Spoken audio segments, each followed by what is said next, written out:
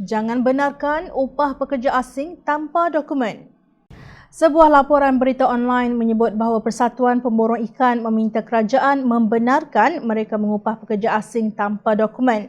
Malah lebih mengejutkan apabila dikatakan pemborong makanan laut menggaji sehingga 90% pekerja imigran yang kebanyakannya tidak mempunyai dokumen. Persatuan Pemborong Ikan Hoi Siong Kuala Lumpur, Sing Kian Hock dilaporkan berkata hanya 22 gerai makanan laut daripada 168 yang beroperasi semula di Pasar Borong Kuala Lumpur Sabtu lalu. Susulan wabak COVID-19 dikesan di Pasar Borong itu dan kawasan sekitarnya, premis berkenaan ditutup selama 5 hari minggu lalu dan diletakkan di bawah Perintah Kawalan Pergerakan yang diperketatkan PKPD sejak 20 April.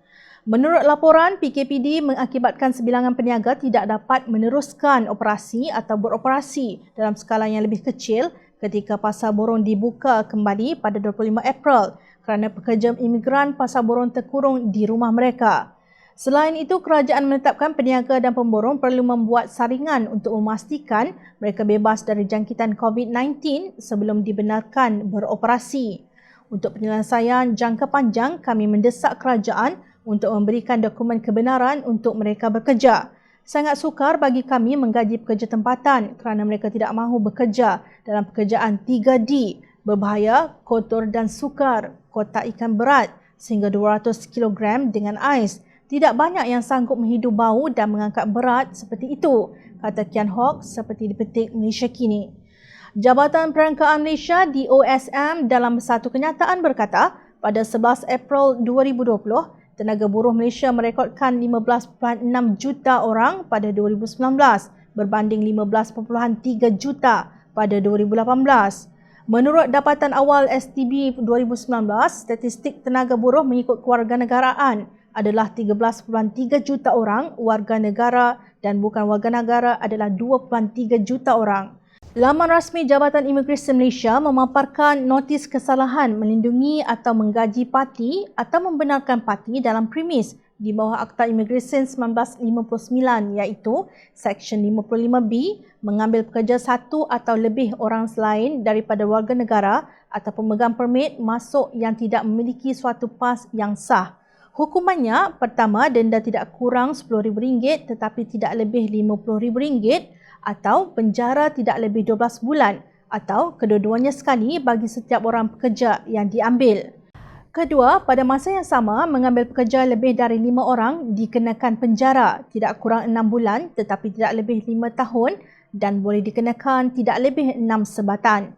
Seksyen 56(1)(d) dengan sengaja memberi perlindungan kepada mana-mana orang yang diketahuinya telah melanggar peruntukan akta. Hukumannya, denda tidak kurang RM10,000 tetapi tidak lebih RM50,000. Sekiranya lebih daripada 5 orang, boleh dikenakan penjara tidak kurang 6 bulan tetapi tidak lebih 5 tahun dan boleh dikenakan tidak lebih 6 sebatan. Dan Seksyen 55E, mana-mana orang yang membenarkan mana-mana pendatang tanpa izin, parti, memasuki atau tinggal di dalam premis yang ianya mempunyai kepentingan sebagai penyelia atau menguruskan atau mempunyai kawalan ke atas mana-mana premis tersebut. Hukumannya, denda tidak kurang RM5,000 tetapi tidak lebih RM30,000 atau penjara tidak lebih 12 bulan atau kedua-duanya sekali bagi setiap pendatang tanpa izin. Bagi kesalahan kedua, denda tidak kurang RM10,000 tetapi tidak lebih 2 tahun atau kedua-duanya sekali.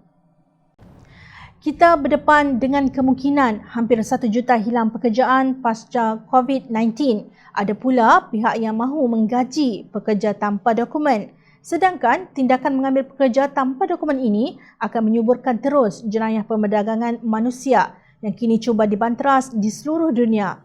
Kebejatan apakah ini?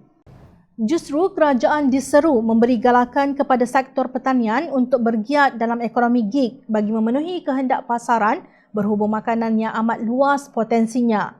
Jom Channel menyokong tindakan Dewan Bandaraya Kuala Lumpur DBKL yang meruntuhkan struktur binaan yang didirikan oleh peniaga haram di Kuala Lumpur.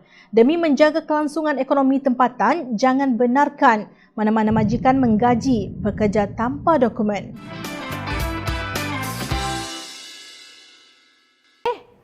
Hai! Jangan lupa klik kanan untuk rentasan berita Klik kiri untuk keratan berita. Dan jangan lupa untuk subscribe kami tau.